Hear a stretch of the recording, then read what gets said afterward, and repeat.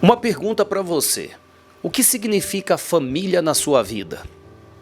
É uma pergunta para você pensar. Hoje é domingo, então por que não pensar em família?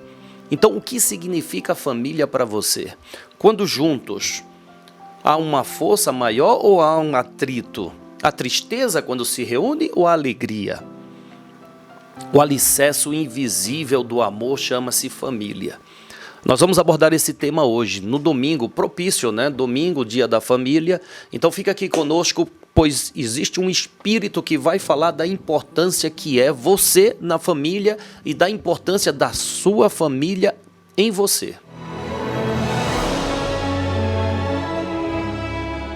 Madrugada com Deus, do Templo Espiritual Maria Santíssima. Aproximando a espiritualidade de você. Olá, bom dia, boa tarde, boa noite, boa madrugada, bons sonos, que durma em paz, que durma com Deus, mas que acorde com o vigor da vida. Você que está acordando, bom dia, já tomou um cafezinho? Que maravilha! Já agradeceu a Deus por ter renascido para esse dia? Hoje é domingo, dia 1º de setembro. Meu Deus, já estamos em setembro. 1º de setembro. E aí? Já soprou canela na sua casa? Perdão, gente, deixa eu tomar uma aguinha aqui.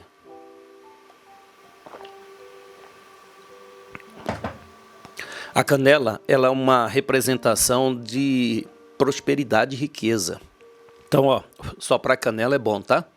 Sopra canela na sua casa. Bom, família. Família é base, é sustento. Família é crescimento. Família é desenvolvimento.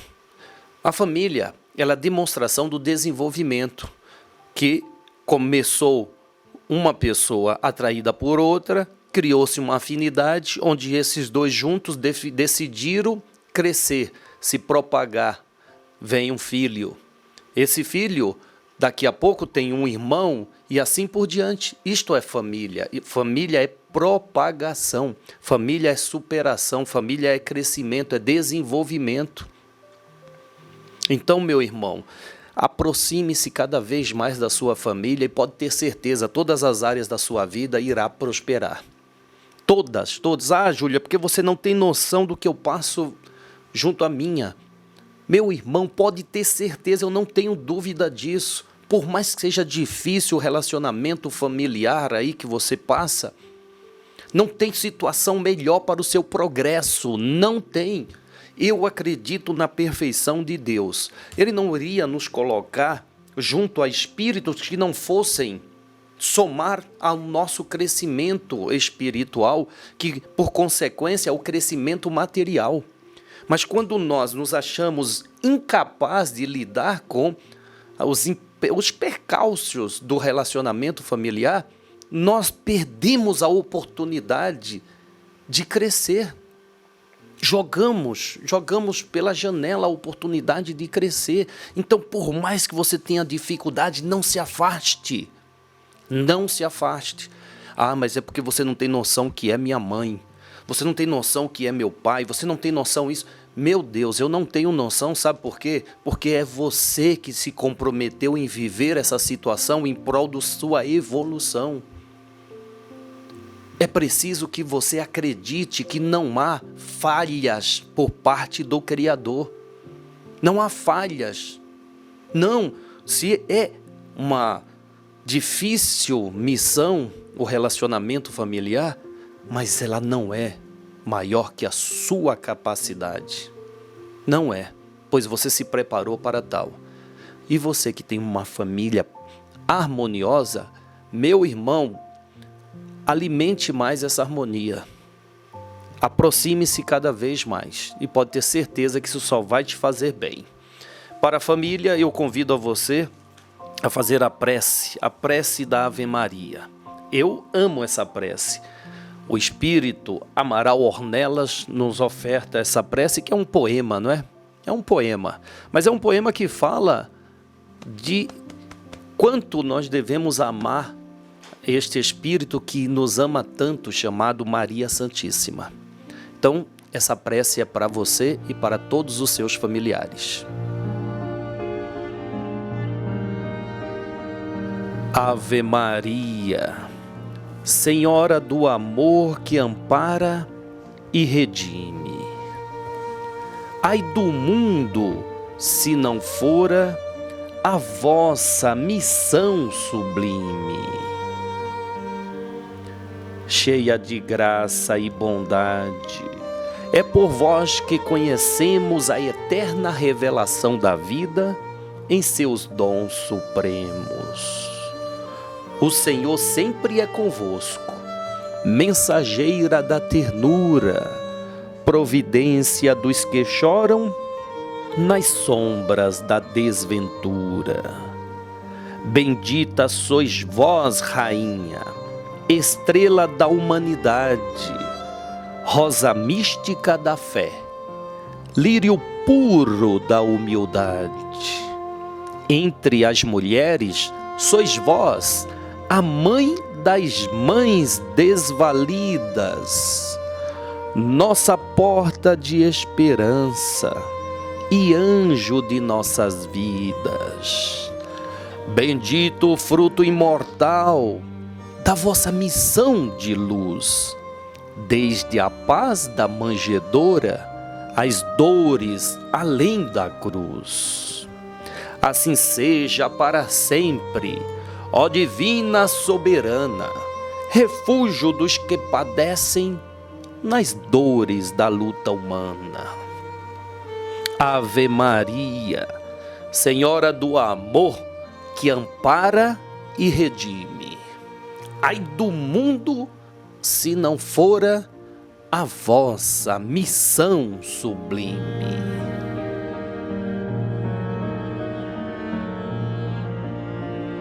Amém, amém, amém. Olha só, né? Senhora do amor que ampara e redime. Senhora do amor que ampara e redime. Quem realmente tem esse amor no coração, ampara e ajuda a redimir aquele que faltou, que pecou, que falhou. Então, meu irmão, minha irmã, faça como Maria Santíssima, acolha os teus, perdoe os teus, ajude na redimissão destes, a redimir-se dos males que cometeram. Ajude, meus irmãos, ajude. Bom, eu quero que então que você acompanhe nesse instante nosso amigo, nosso irmão, Júlio Del Toro, que nos traz a sua palavra, esclarecendo a todos nós o quanto de importante você é para a família e o quanto que a família é importante para você. A família, ela é sim a multiplicação do amor. A família é a multiplicação do amor. Então, Júlio Del Toro. Deus coloca dentro do mesmo lugar almas que são partículas da sua essência.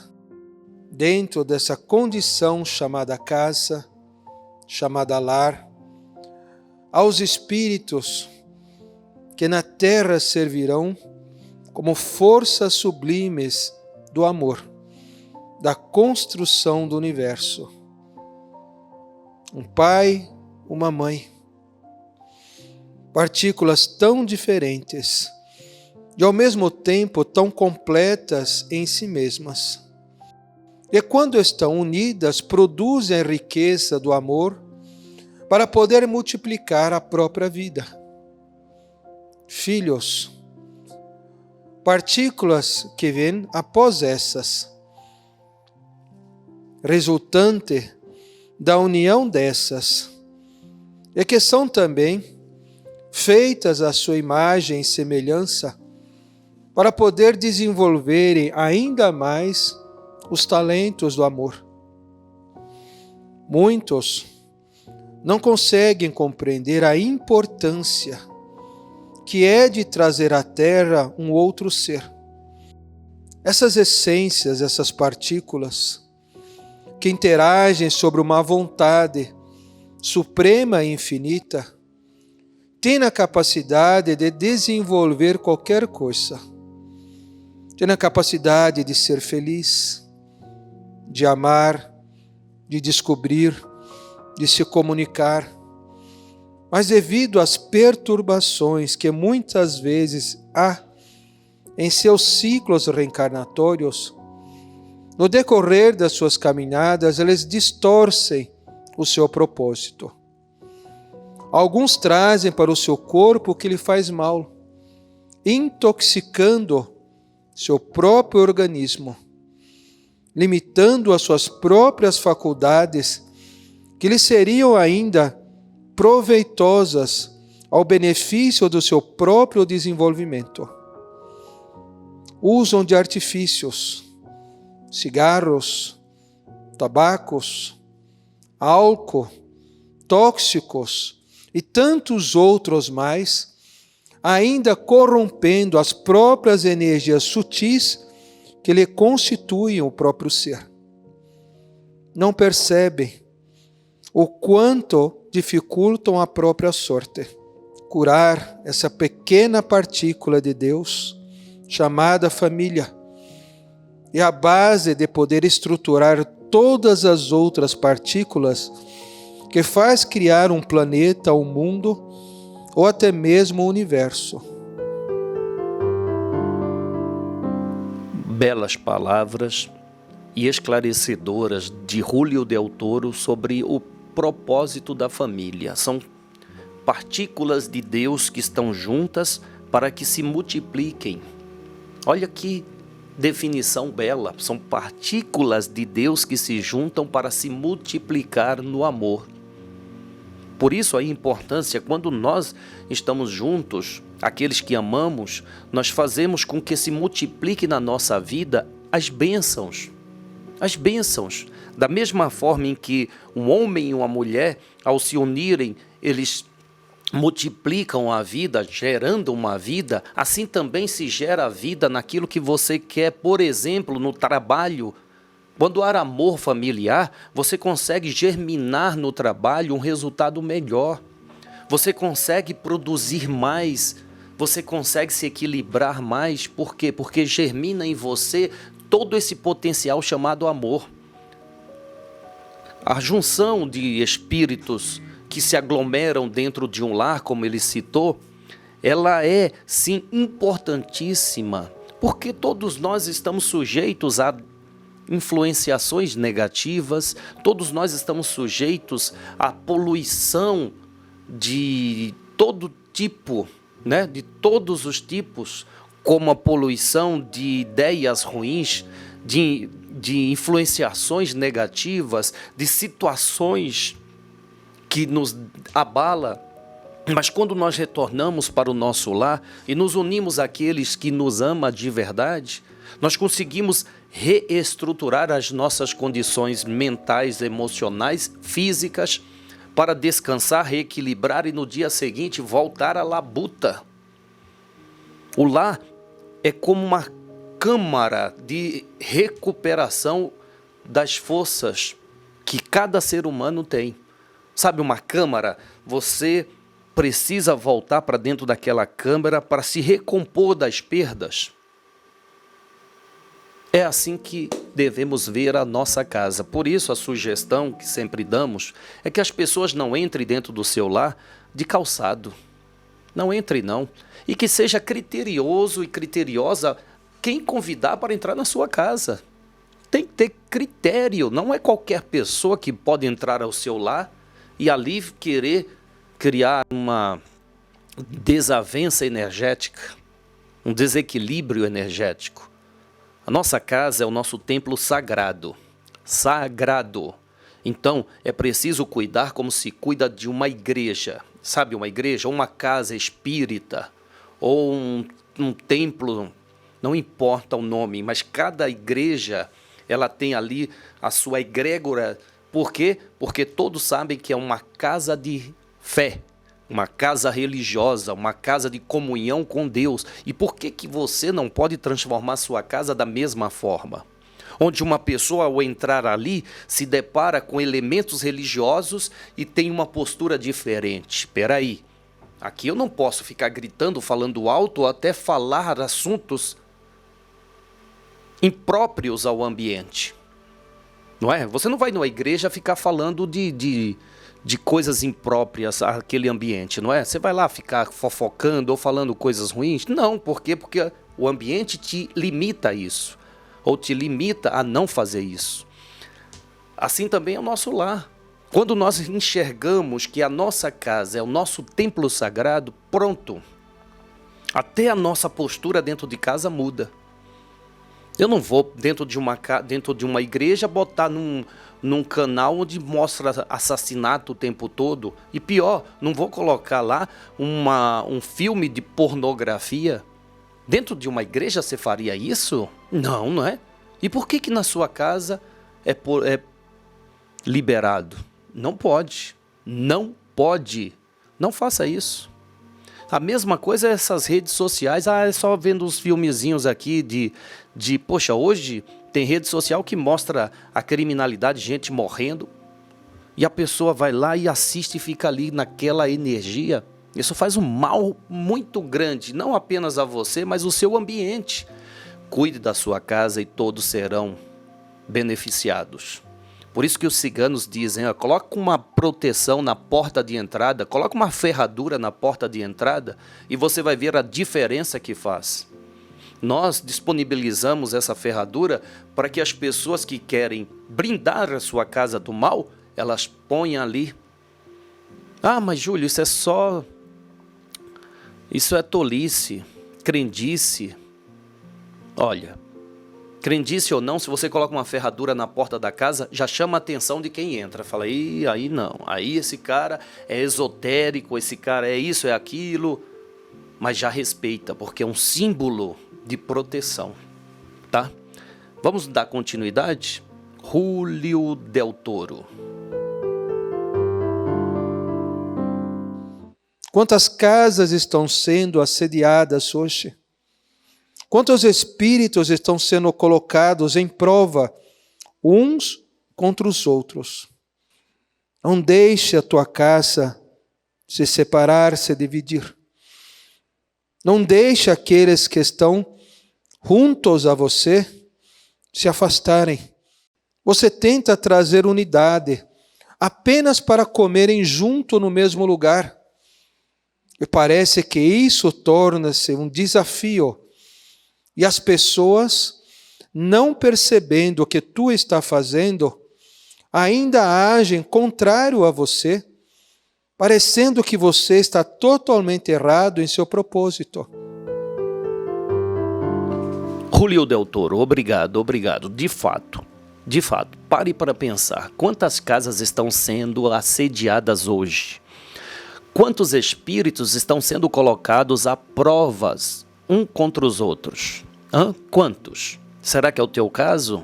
Será? Você sabe que às 21 horas do domingo, todo domingo, nós fazemos o Evangelho no Lar? Eu convido a você, fique conosco ao vivo, fazemos aqui o Evangelho no Lar, para que você, dentro da sua casa, receba estas vibrações e reequilibrar o seu lar. Faça você, se você faz o Evangelho no Lar, ótimo. Todos os domingos, às 21 horas, nós fazemos esse Evangelho no Lar. Os espíritos, eles usam de todas as ferramentas para nos ajudar. Nos ajudar, primeiro, a não deixar o ladrão entrar.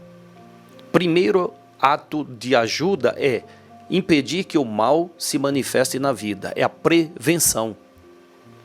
Nós, no mundo físico, ainda estamos acostumados na remediação. Primeiro o mal chega para depois se trabalhar na cura deste mal.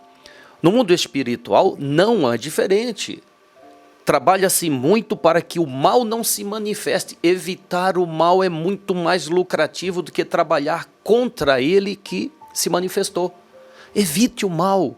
Evite que o mal entre na sua casa. Evite que a discórdia entre na tua casa. Se previna do mal.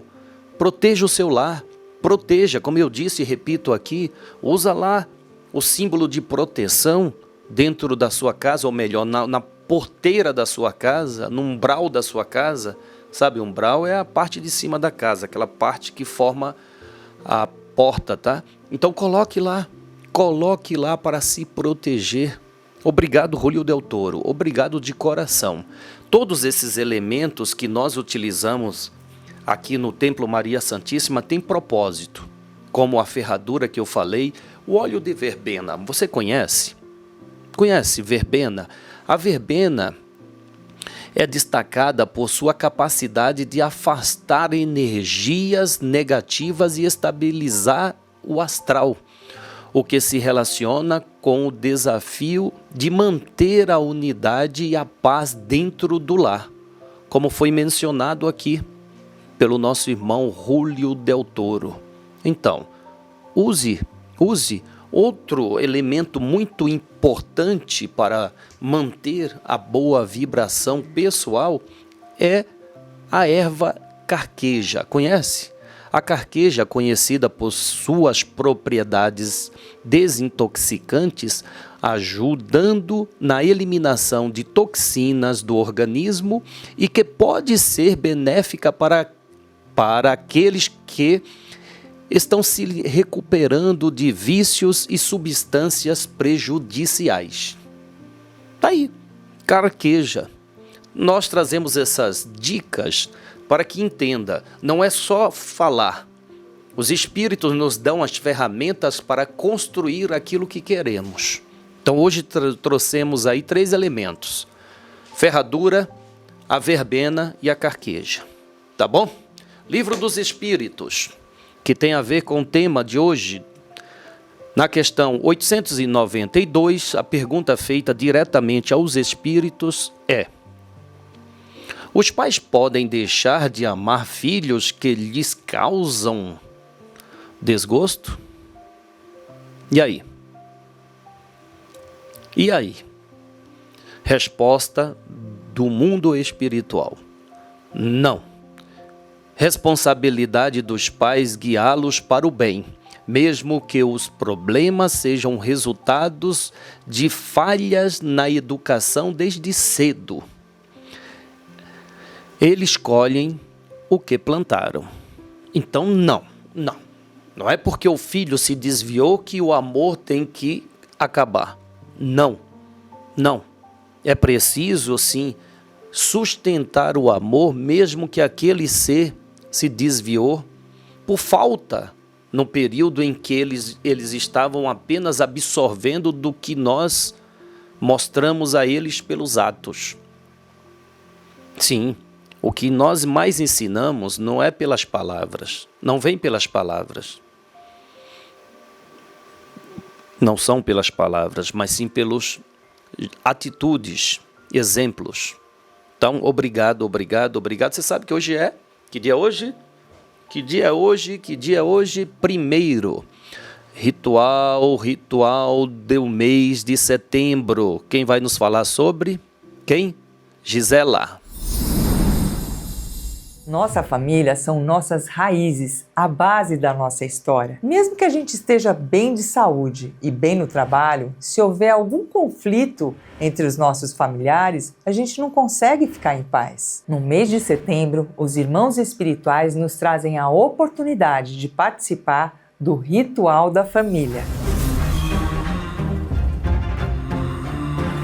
Antes da gente reencarnar no plano material, é feito um planejamento detalhado para que seja estruturada a composição de cada família. Amar e cuidar dos nossos familiares é uma chance que nos foi dada por Deus para a gente se desenvolver e evoluir. O irmão espiritual Bezerra de Menezes nos diz: o mundo espiritual não apenas observa as famílias, mas age em cada uma delas, com o propósito de tirar toda a influência maligna dos corações para que os grupos familiares possam se reconciliar e aprenderem a amar-se. A família é o nosso porto seguro. Aproveite essa oportunidade para unir e proteger os seus familiares. Para adquirir o ritual, é só você comparecer a uma das unidades do Templo Espiritual Maria Santíssima ou entrar em contato com a nossa central de atendimento. O ritual da família tem a duração de 1 semana. Durante 7 dias, você deve fazer a limpeza material da sua casa.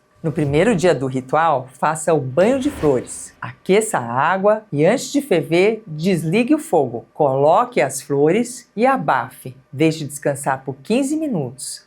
Depois coe. Depois de tomar o seu banho de higiene, jogue o banho de flores do pescoço para baixo. No 7º e último dia do ritual, você deve fazer o banho de flores novamente. Em seguida, sempre em local seguro, usando os protetores de vela e longe de tecidos, organize as velas da seguinte forma. No centro, coloque a vela de 7 dias azul clara. Ao lado direito, a vela de 7 dias amarela. E do lado esquerdo, coloque a vela violeta de 7 dias. Ao redor, acenda uma vela palito do ritual da cigana esmeralda, de acordo com a sequência do dia em que você for iniciar o ritual da família. E acenda uma vela palito azul clara por dia durante todo o mês, que é a vela do mês de setembro. No momento em que você for acender as velas, eleve o pensamento a Nossa Senhora e faça a prece da Ave Maria, pedindo equilíbrio, prosperidade e proteção à sua família. Você gostou desse vídeo? Então curta e compartilhe. E se por acaso você ainda não tiver inscrito no nosso canal, faça isso agora. Participe do Ritual da Família. Deixe essa vibração de amor e luz adentrar a sua vida, da sua família e abençoar o seu lar. Obrigado, Gisela. Obrigado. Dia 1º de setembro, se prepare para absorver tudo que é possível desse mês de setembro. Absorva. Os Espíritos nos trazem esses elementos para que saibamos aproveitar cada dia, cada mês, cada ano. Cada período é importante à nossa vida. E eles são únicos. Cada período é único. Vamos lá. Agora o Paulo de Moraes, dando seguimento, vem nos falando da Bíblia Sagrada, São Pedro. Paulo, por favor. Hoje vamos falar aqui de uma das figuras mais emblemáticas do Novo Testamento, São Pedro. Sim, eu costumo dizer o Pedrão, como se íntimo fôssemos. Quem foi São Pedro, hein? São Pedro, minha gente, foi o grande pescador da Galileia. Pedro andava pescando com seu irmão André, quando Jesus, passando por ali, viu os dois e os chamou, e eles os seguiram imediatamente. Pedro, chamado Quefas, foi o que mais prontamente creu na divindade de Jesus. E esse nome, Pedro, foi dado e posto comparando-o à pedra, que serve de base a qualquer edifício bem construído. Com a fé que tinha, Pedro, vendo Jesus caminhar por cima das águas, foi ao seu encontro, caminhando também por cima das águas. Vocês se lembram dessa passagem, né? Mas, afrouxando um pouco a sua fé, começou a afundar. Foi quando Jesus, então, estendeu a mão e o levantou. E vejam só que Pedro deve ter feito uma boa caminhada, né? Assim, do barco até Jesus já, nesse momento, quando ele começou a afundar. Porque se ele estivesse próximo do barco, ao afundar, ele nadava um pouquinho e tibum, né? Tibum ao contrário, né? Dentro do barco de novo. Porque geralmente o tibum é do barco para fora, né? Então, um tibum ao contrário, da água para o barco. Mas não, ele... Senhor, eu estou afundando, me ajuda, me salva. Aí Jesus pega ele pela mão, puxa, sustenta ele, leva o Pedrão de volta para o barco. E o Pedrão, então, não se afunda. E era pescador, hein? Olha o detalhe. E sobre Jesus, uma passagem interessante, né, que relaciona Pedro a Jesus aí, é que muitos pensavam que Jesus fosse João, o Batista, que havia ressuscitado dentre os mortos, ou alguns dos grandes profetas. E outros diziam que era Isaías, era Jeremias. Então eles estavam naquela discussão, naquele debate ali, e Jesus perguntou aos discípulos: e vocês? Sim, vocês aí. Quem vocês dizem que eu sou? E foi exatamente Simão Pedro que respondeu por todos, dizendo: Tu és o Cristo, o Filho do Deus vivo.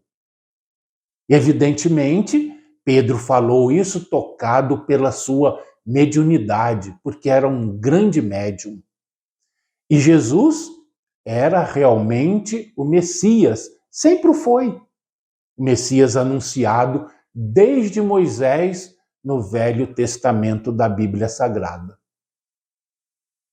Na véspera da paixão, falando Jesus aos seus discípulos sobre a experiência que havia de fazer, isto é, da prisão e crucificação, São Pedro lhe disse que, ainda que todos o abandonassem, ele não. Ele estava resolvido a seguir Jesus até a paixão e até a morte. Jesus, todavia, com a sua dupla vista, vaticinou a Pedro. Quer dizer, profetizou que o intrépido Pedro o negaria 3 vezes antes que o galo cantasse 2. E no momento da prisão de Jesus, São Pedro desembainhou uma espada e cortou a orelha do soldado Malco para defender Jesus. Aí eu fico pensando, sabe, Leandro? Eu fico pensando, será que o Pedro era bom na espada? Porque se ele queria defender Jesus, ele provavelmente tinha a intenção de ferir mais profundamente qualquer um, né? E cortou a orelha, deve ter errado, né? Depende. Ele não deve ser muito bom no manejo da espada. Mas eu que não vou enfrentá-lo nessa situação. Vamos lá, vamos continuar aqui a história. Então Jesus, né, depois que Pedro cortou a orelha do Malco, disse a Pedro aquelas famosas palavras: embainha a tua espada, Pedro, porque quem com ferro fere, com ferro será ferido. E aí, lógico, fica a lição, né? Já que o Pedro só cortou a ponta da orelha, então ele teria que ter apenas a ponta da orelha cortada numa encarnação futura ou na mesma. Quando uma criada do sumo sacerdote, que foi para onde tinham levado Jesus preso, perguntou a Pedro se ele conhecia Jesus, Pedro respondeu que não. No mesmo instante, o que aconteceu? O galo cantou. Outras 2 vezes fizeram-lhe a mesma pergunta. E Pedro, que estava se aquentando ao fogo, negou que conhecia aquele homem. Eu não conheço esse homem. Nunca o vi na vida. Estou aqui apenas me esquentando nesse frio infernal. E aí o que aconteceu? O galo então cantou pela 2ª vez. Aí o Pedro se lembrou das palavras de Jesus. Saiu da casa e chorou amargamente. Mas depois se reabilitou de forma maravilhosa. Depois que Jesus ressuscitou, São Pedro foi o primeiro discípulo a quem ele apareceu. Pedro foi o primeiro discípulo a quem Jesus apareceu. Ué, mas não foi Maria Madalena?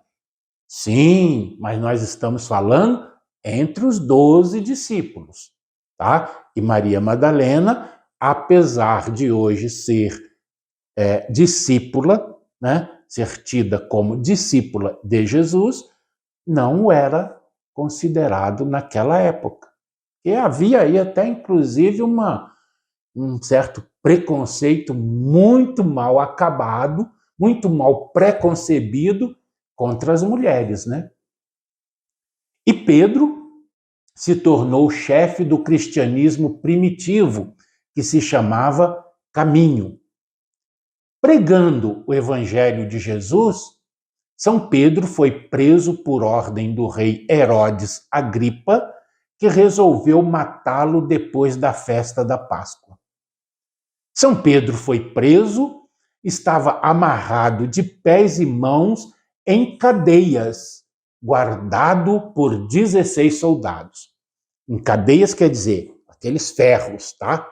E um anjo do Senhor abriu a porta da prisão e o libertou e o conduziu por entre os guardas que estavam dormindo. Ganhando a rua, se dirigiu à casa de seu secretário, o evangelista Marcos, onde os fiéis oravam por sua libertação. Imagina, né? Pedro chegou lá, bateu a porta, a criada que foi abrir, viu que era o Pedro, caiu dura. Como é que pode? Ele estava preso, agora está aqui? Né? E Pedro, não, sou eu mesmo. Não é ninguém não é uma aparição, não, sou eu. São Pedro foi quem fundou a cristandade de Roma. São Pedro, depois de toda a sua vida, foi condenado à morte e foi condenado a morrer crucificado por ordem de Nero, o imperador. Então Pedro pediu para ser morto de cabeça para baixo, pois se Jesus, pensava ele, foi crucificado em pé, eu só mereço ser crucificado de cabeça para baixo. É considerado uma das maiores figuras da humanidade em todos os tempos. Então agora você já conhece um pouco a respeito da vida do apóstolo Pedro, São Pedro, aquele que dizem que tem as chaves do céu.